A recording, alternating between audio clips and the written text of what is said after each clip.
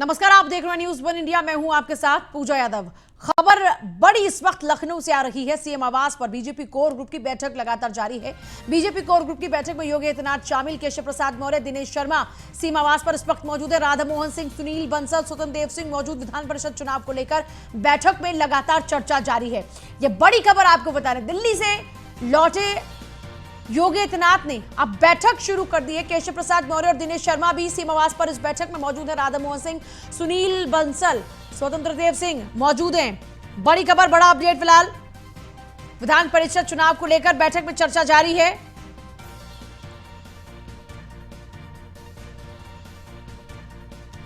CM आवास पर BJP core group की बैठक लगातार जारी है। देखिए, पहले चर्चा इस बात को लेकर हो रही थी कि आखिरकार कौन कौन से कैबिनेट में चेहरे हो सकते हैं, और अब एमएलसी को लेकर, एमएलसी चुनाव को लेकर भी ये चर्चा, कोर ग्रुप की बैठक फिलहाल चल रही है सीएम आवास पर।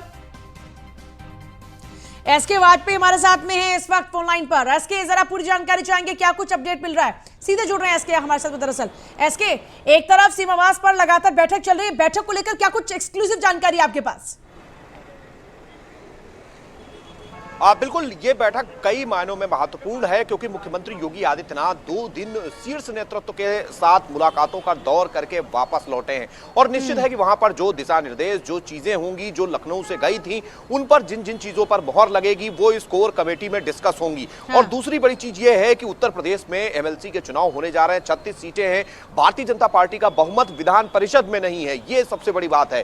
बीजेपी विधानसभा में पिछले, अगर हम 2017 से देखें तो लगातार प्रचंड बहुमत की सरकार चला रही, लेकिन विधान परिषद में लगातार समाजवादी पार्टी का बहुमत बना हुआ है। लेकिन अब वो मौका है जब सीधे 36 एमएलसी का चुनाव होने जा रहा है, तो समाजवादी पार्टी के लिए अब अपना बहुमत बनाए रखना कठिन होगा, बल्कि हम कहें कि बहुत ही मुश्किल है। चूंकि बीजेपी अब सत्ता में है और बहुत ज्यादा उम्मीद है कि भारतीय जनता पार्टी इन 36 सीटों में ज्यादातर सीटों पर कब्जा करेगी, उसको लेकर रणनीति बन रही है। और कहीं ना कहीं जो आज रात से लेकर कल सुबह तक, चूंकि कल से ही एमएलसी के नामांकन के लिए जो तिथि है वो शुरू हो रही है, तो आज देर रात से लेकर कल सुबह तक ये सूची जारी की जा सकती है। और बहुत ज्यादा संभव है कि जो एमएलसी समाजवादी पार्टी या बीएसपी का दामन छोड़कर आए हैं उनको इसमें जगह दी जाए। साथ ही साथ जो भारतीय जनता पार्टी के मंत्री रहे हैं, जो अपनी सीट नहीं बचा सके लेकिन बीजेपी के लिए लगातार कहीं ना कहीं मुफीद साबित हुए हैं, लगातार उन्होंने भारतीय जनता पार्टी को दूसरे क्षेत्रों में जीत दिलाई है, या तो योजनाओं का इंप्लीमेंटेशन बेहतर तरीके से कराया गया है। ऐसे लोगों को लेकर भी मंथन लगातार चल रहा है कि आखिर किसको विधान परिषद भेजा जाए। इन बहुत सारे विषयों को लेकर लगातार चर्चा चल रही है। बड़ी बात यह भी है केशव प्रसाद मौर्य को लेकर भी क्या कुछ चर्चा चल रही है, क्योंकि अब क्या उनको इस गेट से एंट्री कराई जा सकती है? डिप्टी सीएम का पद क्या उनके लिए बरकरार रखने के लिए यह कदम उठाया जा सकता है कि एमएलसी के जरिए उनको यहां एंट्री दिलाई जाए और यहां विधायक को तब भी कहलाएं? क्या इसको लेकर भी कोई स्ट्रैटेजी बन रही है? इसको लेकर भी कोई चर्चा चल रही है? कोई मैसेज दिल्ली से आया है क्या? बिल्कुल, अगर हम अभी तक केशव मौर्य की बात करें तो फिलहाल वो एमएलसी हैं और अभी उनका कार्यकाल बचा हुआ है।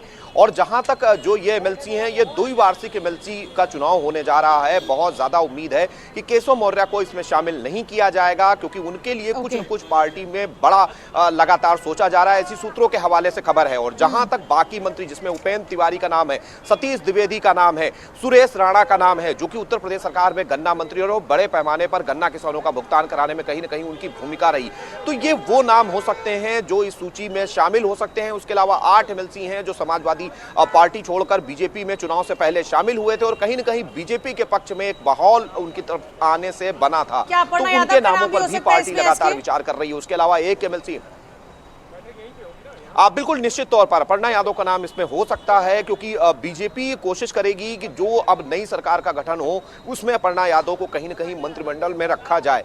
तो बहुत ज्यादा उम्मीद यही है कि बीजेपी उच्च सदन के जरिए उनको सदन भेजे और उसके बाद उनको सरकार में कोई बड़ी भूमिका दी जाए, क्योंकि लगातार जिस तरीके से वो जब से पार्टी में आई हैं, उन्होंने समाजवादी पार्टी को लेकर लगातार कटघरे में खड़ा किया और उसके अलावा भारतीय जनता पार्टी के लिए बड़े पैमाने पर उन्होंने कैंपेन किया, एक माहौल बनाया है। तो कहीं ना कहीं भारतीय जनता पार्टी उसके बदले में कहीं ना कहीं उनको सरकार में शामिल कर सकती है, जिसको लेकर लगातार अटकलें हैं। और बहुत ज्यादा संभव है कि बीजेपी इस उच्च सदन के माध्यम से उनको सदन भेजे और उसके बाद सरकार में उनको शामिल कर लिया जाए जब नई सरकार का गठन होगा, क्योंकि बहुत ज्यादा वक्त नहीं बचा है। हम कहें करीब 6 से 7 दिन ही है जब नई सरकार के लिए शपथ ग्रहण होगा। मुख्यमंत्री समेत करीब करीब 30 से ज्यादा मंत्री इस शपथ ग्रहण में नए सरकार में शपथ लेंगे। तो ये बहुत सारे विषय हैं जिनको लेकर लगातार उत्तराखंड के पर्यवेक्षक बने। एसके आपके पास वापस लौट रहे हैं। बड़ी खबर इस बीच अमित शाह और रघुवर दास यूपी के पर्यवेक्षक बनाए गए हैं। तो बड़ी खबर इस वक्त अमित शाह, रघुवर दास यूपी के पर्यवेक्षक, राजनाथ सिंह और मीनाक्षी लेखी को उत्तराखंड का पर्यवेक्षक बनाया गया है। ये एक और बड़ा अपडेट फिलहाल आ रहा है जो आपको बता रहे हैं। अमित शाह और रघुवर दास यूपी के पर्यवेक्षक बनाए गए। यानी देखिए अमित शाह की एक बड़ी अहम भूमिका उत्तर प्रदेश के चुनाव में रही हो। तो जितने भी तमाम चुनाव अब तक बीजेपी के रहे हैं उसमें हमेशा से अमित शाह की अहम भूमिका रही है। लेकिन फिलहाल क्योंकि उत्तर प्रदेश में जिस तरीके के हालात बने हुए थे उसमें जब से अमित शाह ने पूरी की पूरी बागडोर को संभाला तब से बीजेपी लगातार बढ़त बनाए चलती गई। और उसके बाद आप देखिए पर्यवेक्षक भी उनको बनाया गया है। राजनाथ सिंह और मीनाक्षी लेखी उत्तराखंड में पर्यवेक्षक है और तो वहीं अमित शाह और रघुवर दास यूपी के पर्यवेक्षक बनाए गए हैं।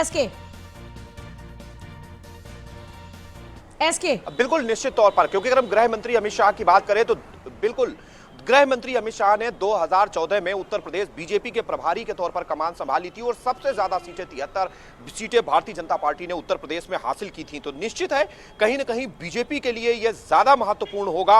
और जिस तरीके से लगातार भारतीय जनता पार्टी कहीं ना कहीं उत्तर प्रदेश में बेहतर प्रदर्शन कर रही है 2014 के बाद, तो इसमें सबसे बड़ा योगदान गृह मंत्री अमित शाह का है। और ये चूंकि अब नई सरकार के गठन की प्रक्रिया शुरू हो चुकी है, वक्त नहीं बचा है, 1 सप्ताह के अंदर चीजें होंगी। 20 तारीख के बाद किसी भी दिन शपथ ग्रहण हो सकता है जिसमें उत्तर प्रदेश सरकार के कई मंत्री शपथ लेंगे मुख्यमंत्री योगी आदित्यनाथ के साथ। तो कहीं ना कहीं उन चीजों को लेकर अब चीजें आगे बढ़ानी है। तो निश्चित है कि कहीं ना कहीं बीजेपी ने गृह मंत्री अमित शाह को उतारने के पीछे संभवतः मंशा यही होगी। जी अच्छा, इसके अलावा कैबिनेट को लेकर भी क्योंकि चर्चा चल रही है, यहाँ पर 2 खास बातें हैं। पहला एमएलसी की 36 जो सीटें हैं उनको लेकर और दूसरा कैबिनेट को लेकर। तो क्या मुख्यतः पूरा का पूरा फोकस सिर्फ एमएलसी के को लेकर अभी चल रहा है या फिर कैबिनेट को लेकर भी जो मैसेज आया है उसको लेकर भी यहाँ पर चर्चा चल रही है?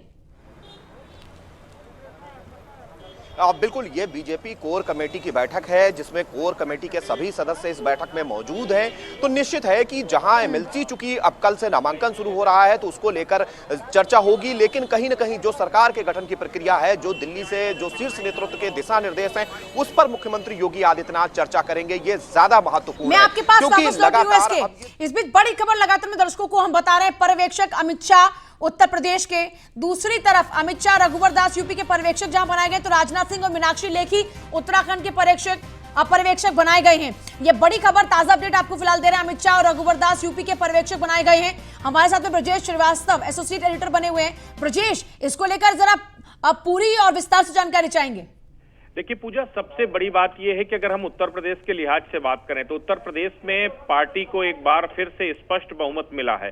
ऐसे में किसी को कोई शक शुबह नहीं है कि आखिर सीएम का चेहरा कौन होगा। लेकिन जो सबसे बड़ी कसमकस है वो है मंत्रिमंडल के चेहरे को लेकर। सबसे बड़ी कसमकस है कि डिप्टी सीएम यहां से होंगे या नहीं होंगे, अगर होंगे तो कितने होंगे और कौन होगा। इस तरह को लेकर के उत्तर प्रदेश की सियासत में कई उतार चढ़ाव देखने को मिला है। 2 दिनों से मुख्यमंत्री योगी आदित्यनाथ जो है दिल्ली में केंद्रीय नेतृत्व से मिल रहे थे, उनसे कई दौर की बैठकें भी की, बातचीत भी हुई और कई मुद्दों को लेकर के सहमति भी बनी है। अब चूंकि जब कैबिनेट की बैठक चल रही है, कोर कमेटी की बैठक चल रही है, कोर कमेटी की बैठक के बाद जो है न सिर्फ एमएलसी के नामों को लेकर चर्चा होगी बल्कि इसके साथ ही मंत्रिमंडल को लेकर के भी चर्चा होगी। और जिस तरीके से अमित शाह को यहां पर जो है पर्यवेक्षक बनाया गया है, ये अपने आप में बेहद अहम है, क्योंकि चाहे वो पश्चिम की जीत की बात हो, पश्चिम के प्रभारी के तौर पर अमित शाह लगातार उत्तर प्रदेश की राजनीति में सक्रिय रहे और इसके साथ ही बहुत सारे ऐसे मुद्दे हैं जिनको लेकर के भी सहमति बनना बाकी है। मसलन केशव प्रसाद मौर्य का क्या होगा, केशव प्रसाद मौर्य की स्थिति क्या होगी, इसके साथ ही क्या डिप्टी सीएम जो डिप्यूट किए जाएंगे वो कौन कौन चेहरे हो सकते हैं और क्या डिप्यूट किया जाना चाहिए, नहीं किया जाना चाहिए। इस तरह के तमाम ऐसे मुद्दे हैं जिसको लेकर के अमित शाह बेहतर तरीके से उत्तर प्रदेश के सियासी समीकरणों को समझते भी हैं और सुलझा भी सकते हैं। दूसरा, उत्तराखंड की अगर बात करें, उत्तराखंड से राजनाथ सिंह और मीनाक्षी लेखी को पर्यवेक्षक बनाया गया क्योंकि उत्तराखंड की जो तस्वीर हो बिल्कुल अलग है। उत्तराखंड में जो सीएम फेस है वो चुनाव हार चुके हैं, पुष्कर धामी। अब सीएम का चेहरा कौन बनेगा, इसको लेकर के अभी चर्चाओं के दौर चल रहे हैं। आज खुद प्रधानमंत्री ने उत्तराखंड के सभी सांसदों से बातचीत की थी जो है दिल्ली में, तो ये पूरी राजनीति चल, उसमें राजनाथ सिंह और मीनाक्षी लेखी को जो है जिस तरीके से वहां शामिल किया गया है, वो अपने आप में चूंकि अनुभवी चेहरे मिल करके किसी नतीजे तक पहुंच सकते हैं। और सबसे बड़ी बात यह है कि जो तस्वीर 2024 की मद्देनजर रखते हुए बीजेपी अपनी राजनीति को आगे बढ़ा रही है, और ये जो मंत्रिमंडल बनेंगे, वो फिर चाहे सीएम फेस हो या मंत्रिमंडल में कौन कौन चेहरे होंगे, वो भले 22 की तस्वीर हो, लेकिन दरअसल वो रिफ्लेक्शन 2024 का होगा।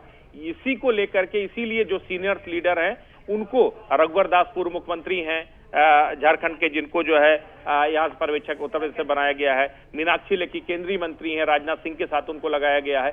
तो कोशिश ये की जा रही है कि इन सीनियर मंत्रियों के जरिए दोनों प्रदेशों की न सिर्फ सियासत को साधा जाए, बल्कि उसमें जो सेंट्रल रिफ्लेक्शन दिखाई देना है 2024 का, उसको बेहतर तरीके से परख सकते हैं अमित शाह और राजनाथ सिंह जैसे खांटी नेता। इसीलिए उनको उत्तर प्रदेश और उत्तराखंड जैसे महत्वपूर्ण राज्यों की जिम्मेदारी मंत्रिमंडल गठन को लेकर के, सीएम फेस को लेकर के दी गई है। तो वो अब अपनी भूमिका का निर्वहन करेंगे, वो सभी पक्ष से बातचीत करेंगे, बातचीत करने के साथ उस सहमति के बिंदु तक पहुंचने की कोशिश करेंगे, ताकि मंत्रिमंडल के गठन के बाद किसी तरह कोई अलगाव ना हो, किसी तरीके के कोई टकराव की स्थिति ना बने, इसको देखने की कोशिश करेंगे। और इसमें अमित शाह और राजनाथ सिंह माहिर हैं और इसीलिए इनको जिम्मेदारी। अच्छा, लेकिन ब्रजेश, अगर अमित शाह पहुंच रहे हैं और उनको अगर उत्तर प्रदेश में पर्यवेक्षक बनाया गया है, तो जाहिर सी बात है कि कुछ तो है यूपी के अंदर जो चल रहा है, जिसको लेकर खुद अमित शाह को फिर से वहां पहुंचना पड़ रहा है। ऐसा भी कुछ है क्या, या फिर ये एक नॉर्मल प्रोसीजर है? देखिए पूजा, बहुत कुछ है उत्तर प्रदेश में। उत्तर प्रदेश की सियासत को समझना हर किसी के बस की बात नहीं है।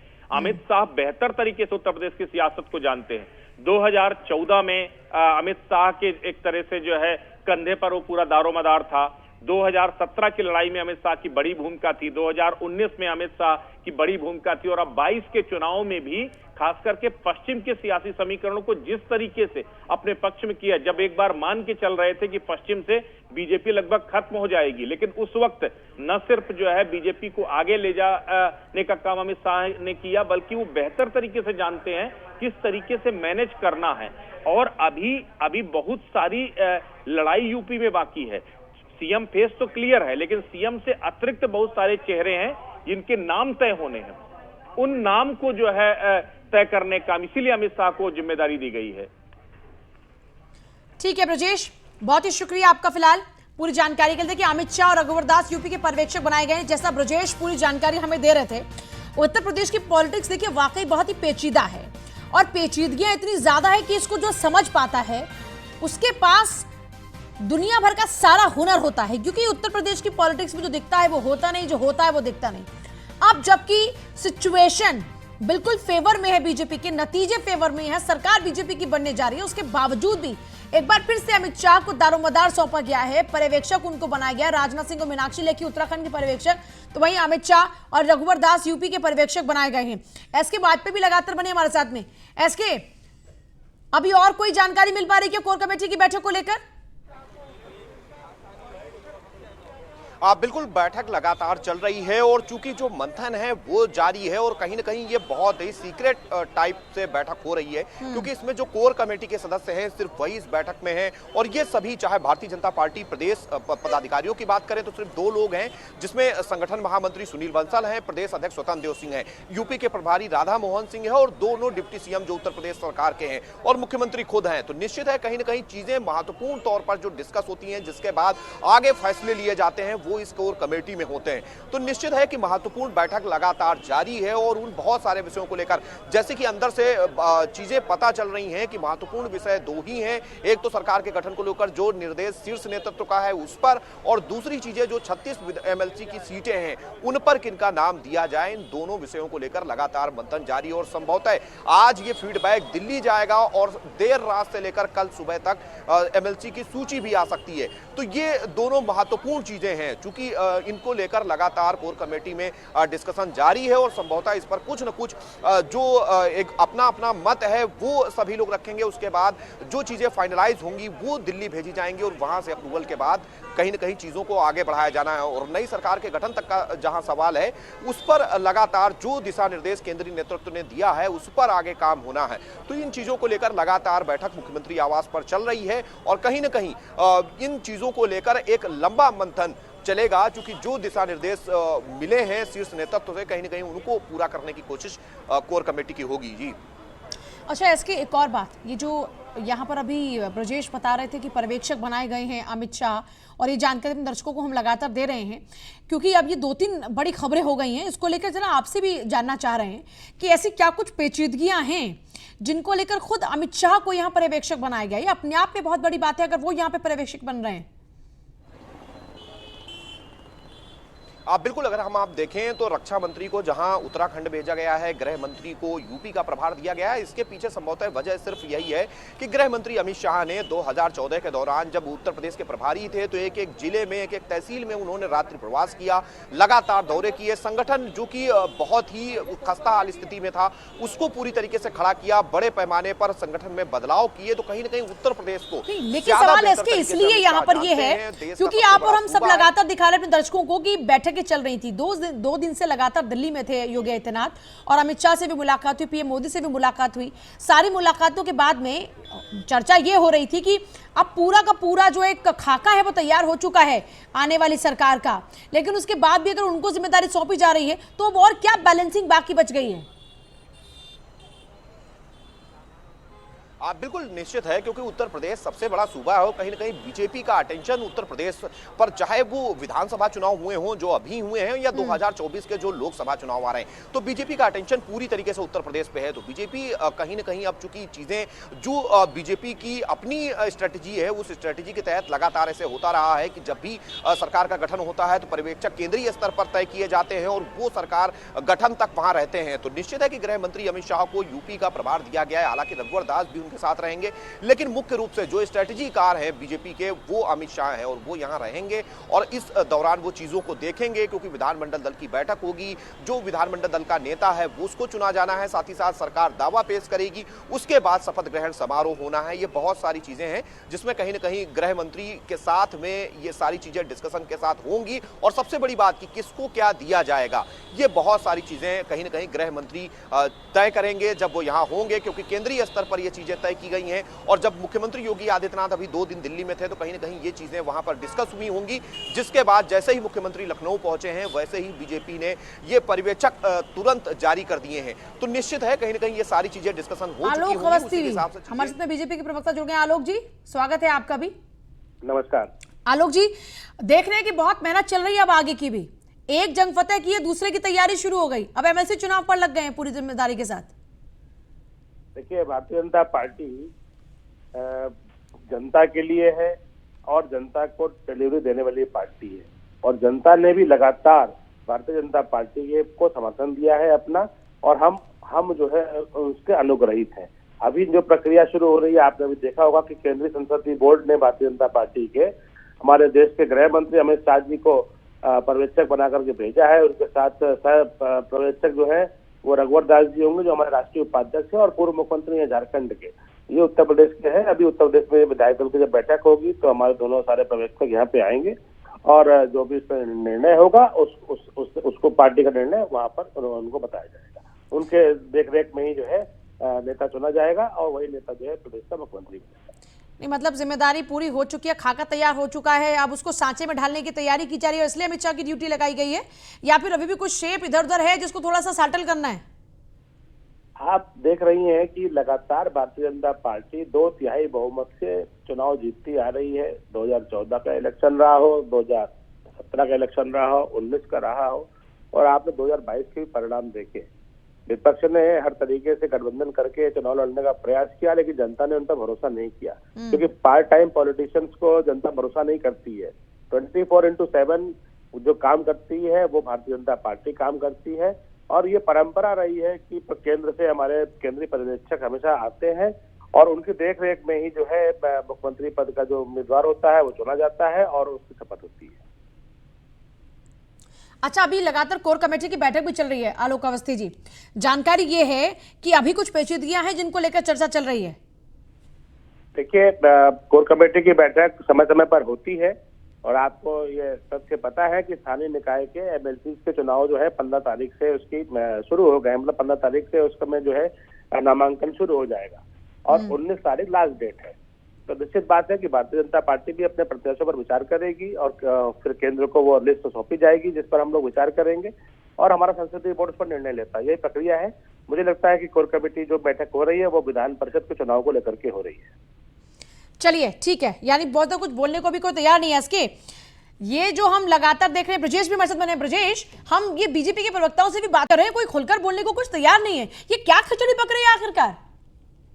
देखिए पूजा, सबसे बड़ी बात यह है कि किसी को कुछ मालूम ही नहीं है कि दरअसल हो क्या रहा है। जिस तरीके से कोर कमेटी की बैठक चल रही है, कोर कमेटी की बैठक में यूं तो एमएलसी को लेकर के रणनीति तैयार होगी, लेकिन एमएलसी की रणनीति के साथ साथ जो है मंत्रिमंडल की एक बड़ी रणनीति है। क्योंकि कोर कमेटी में वो तमाम जो है कोर टीम के मेंबर शामिल होते हैं, वो तमाम महत्वपूर्ण विधायक और जो है बड़े पदाधिकारी इसमें शामिल होते हैं। ऐसे में जाहिर तौर पर ये दोनों अहम मुद्दे हैं, वो फिर चाहे एमएलसी में प्रत्याशियों के चयन की बात हो या फिर जो है इसके साथ ही मंत्रिमंडल के गठन की बात हो।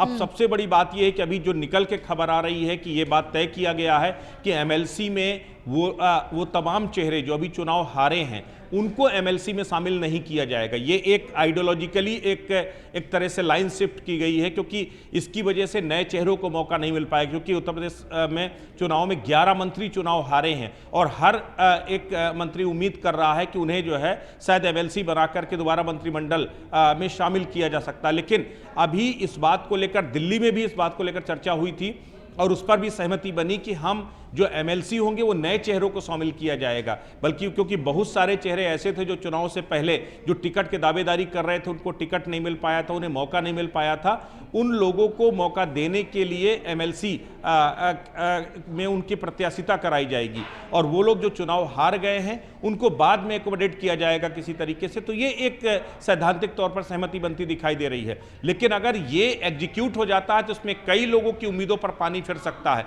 कई ऐसे जो है चेहरे हैं, जो बड़े चेहरे हैं, जो चुनाव हारे इस बार और वो उम्मीद लगाए थे कि दोनों के पास वापस लौट रहे हैं। इस बीच एक बड़ी खबर है, सीधे बड़ी खबर का हम रुख करेंगे।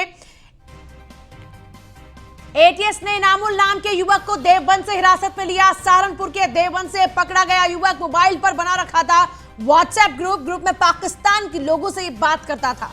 एटीएस इनामुल को लेकर लखनऊ के लिए रवाना हुआ। पकड़ा गया इनामुल झारखंड का रहने वाला है। 2 साल पहले सीएए के प्रदर्शन के दौरान में देवबंद आया था। बड़ी खबर, ग्रुप में पाकिस्तान के लोगों से ये बात किया करता था इनामुल। ताजा अपडेट आपको दे रहे हैं इसी को लेकर। एटीएस इनामुल को लेकर लखनऊ के लिए रवाना हो चुका है। ब्रजेश, इसको लेकर पूरी जानकारी चाहेंगे आपसे। बिल्कुल पूजा, देखिए इनामुल उर्फ इम्तियाज नाम का यह शख्स है जो पिछले 2 सालों से देवबंद में रह रहा था। और सबसे बड़ी बात यह है कि जब 2 साल पहले सीएए को लेकर के जो प्रोटेस्ट हुए थे, उस प्रोटेस्ट में शामिल होने के लिए ये झारखंड से उत्तर प्रदेश आया था और उसके बाद यहीं पर रह गया।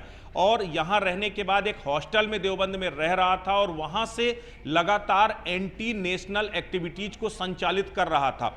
जिस तरीके से यूपी एटीएस को पिछले काफी दिनों से लगातार ये इंफॉर्मेशन मिल रही थी कि देवबंद में इनामुल नाम का एक शख्स राष्ट्र विरोधी गतिविधियों में शामिल है, देश में वैमनस्य फैलाने के लिए, हिंसा फैलाने के लिए और इसके साथ आतंकी गतिविधियों को आगे बढ़ाने के काम में शामिल है। जिस तरीके से अभी तक जो जानकारी आई है उसके मुताबिक इनामुल उर्फ इम्तियाज एक सोशल मीडिया प्लेटफॉर्म्स के जरिए लगातार जो है वो जहर फैलाने का काम कर रहा था। और सबसे बड़ी बात यह है कि उसने अपना एक फेसबुक में एक इनामुल इम्तियाज के नाम का एक ग्रुप बनाया हुआ था, एक यूट्यूब का अपना इनामुल इम्तियाज के नाम का एक चैनल बनाया हुआ था और व्हाट्सएप ग्रुप के जरिए पाकिस्तान में बैठे हुए तमाम लोगों के साथ वो व्हाट्सएप ग्रुप को यहां से संचालित करता था। और वो तमाम खबरें यहाँ से न सिर्फ पाकिस्तान पहुँचती थी बल्कि अलग अलग तरीके की जो सामाजिक क्षेत्र से जुड़ी हुई, राजनीतिक क्षेत्र से जुड़ी हुई जो खबरें होती थी, उन खबरों को डाउनलोड करके उस पर उसके साथ छेड़छाड़ करके उसको बाकायदा इनामुल इम्तियाज नाम के अपने जो पेज था उसमें जो है अपलोड करता था और उसके बाद व्हाट्सएप ग्रुप के जरिए उन तमाम लोगों के बीच में जहर फैलाने का काम करता था। यूपी एटीएस लगातार इसको ट्रैक कर रही थी और आखिरकार अभी 2 दिन पहले यूपी एटीएस ने लोकल पुलिस की मदद से इनामुल इम्तियाज को पहले बुलाया, पूछताछ के लिए। उसके बाद उसको पहले शाम को छोड़ दिया गया, अगले दिन फिर उसको पूछताछ के लिए बुलाया गया और आखिरकार अब इनामुल उर्फ इम्तियाज को यूपी एटीएस ने गिरफ्तार किया है। राष्ट्र विरोधी गतिविधियों में शामिल होने के आरोप में इनामुल और इम्तियाज को गिरफ्तार किया गया है। उसके 2 और साथी हैं जो उसके हॉस्टल पर रह रहे थे, उन दोनों साथियों को भी इस पर अभी ट्रैक किया गया है। आईपीसी की धारा 108 के तहत उनको भी इस पूरे मामले में इन्वॉल्व माना गया है। और उसके साथ अभी क्या चल रहा था? पाकिस्तान से बातचीत कर रहा था, कोई प्लानिंग आगे के लिए की जा रही थी क्या? या सीए के दौरान में जो हुआ उस पूरे घटनाक्रम का बदला लेने की कोई फिराक में थी, इसको लेकर कोई प्लानिंग चल रही थी, कोई हमला, कोई इस तरीके से कोई जानकारी? बिल्कुल पूजा, देखिए जिस तरीके से यूपी एटीएस, अभी तो ऑफिशियल सोर्सेस यूपी एटीएस के कुछ नहीं कह रहे, लेकिन जो जानकारी आई है उसके मुताबिक पाकिस्तान में बैठे एक आतंकी संगठन के साथ इनामुल के अपने संपर्क थे और लगातार उनके साथ जो है वो कोऑर्डिनेट कर रहा था। यहां पर जिस तरीके से सोशल मीडिया प्लेटफॉर्म के जरिए गलत सूचनाएं पहुंचा करके आग लगाने की एक योजना थी जो है, इसके साथ ही अभी कुछ और जानकारी हुई है कि कुछ लोगों को यहां से पाकिस्तान पहुंचाने की फिराक में था इनामुल, उन्हें आतंकी ट्रेनिंग देने के लिए। ये अपने आप में एक बड़ी बात है। और उससे पहले चूंकि एटीएस लगातार ट्रैक कर रही थी, सर्विलांस के जरिए भी जो है इनामुल को ट्रैक किया जा रहा था। इनामुल अलग अलग नंबर बदल करके अलग अलग आइडेंटिटी के साथ जो है यहाँ लोगों के साथ संपर्क में था और अलग अलग जो व्हाट्सएप ग्रुप उसने बनाए हुए थे, लगभग 6 अलग अलग व्हाट्सएप ग्रुप थे। अभी तक जो जानकारी आई है उन व्हाट्सएप ग्रुप के जरिए उसने 4-5 हज़ार से ज़्यादा लोगों को जोड़ा था, जो अलग अलग तरीके से वो लोग ग्रुप संचालित करते थे। यानी जो फेक न्यूज के जरिए जो बेमनस्यता फैलाने की, जो राष्ट्र विरोधी गतिविधियों में शामिल होने की, स्थानीय स्तर पर आतंकवाद को प्रश्रय और जो है एक तरह से बढ़ावा देने के लिए वो तमाम वो काम कर रहा था। और इसके साथ ही पाकिस्तान में बैठे आकाओं के साथ भी इनामुल संपर्क में था। और आखिरकार अब जाकर के एटीएस ने उसे गिरफ्तार किया है। उसे एटीएस अपने लखनऊ मुख्यालय में लेकर के जा रही है, जहां उससे और पूछताछ की जाएगी। उसके सर्विलांस के थ्रू उसके नंबरों को ट्रैक करके बहुत सारे ऐसे नंबर हैं जो उसके साथ संपर्क में थे, उनको भी एटीएस ने ट्रैक किया है और उनको भी गिरफ्तार करने की, उनको भी पकड़ने की, उनसे भी पूछताछ करने की फिराक में एटीएस है। फिलहाल उसके 2 साथी जो देवबंद में हैं उनकी तलाश एटीएस कर रही है। वो उसके साथ रहते थे, उन्हें उसकी पूरी एक्टिविटीज की जानकारी थी और बहुत संभव है कि वो भी उसके साथ इस एंटी नेशनल एक्टिविटीज में शामिल थे। तो इसको लेकर के एटीएस अभी और भी कुछ लोगों की गिरफ्तारी कर सकती है और इसको लेकर इनामुल की गिरफ्तारी हुई है। फिलहाल उसे एटीएस मुख्यालय लखनऊ ले जाया जा रहा है, जहां से पूछताछ की जाएगी। सभी का शुक्रिया इस पूरी जानकारी के लिए। देखिए, कुल मिलाकर देखा जाए तो आप पूरा घटनाक्रम आप देख रहे हैं, तेजी के साथ बदलता हुआ नजर आ रहा है। पहले मुख्यमंत्री दिल्ली आते हैं, दिल्ली, और उसके बाद में फिर अब लखनऊ, और लखनऊ में अब कोर कमेटी की बैठक चल रही है। एमएलसी चुनाव से लेकर कैबिनेट और शपथ ग्रहण तक की पूरी तैयारी चल रही है। इस बीच खबर यह भी आती है कि यूपी एटीएस ने एक बड़ी कामयाबी हासिल की है। फिलहाल ले रहे हैं छोटा सा ब्रेक, आगे भी खबरों का सिलसिला लगातार जारी, बने रहिए हमारे साथ। नमस्कार।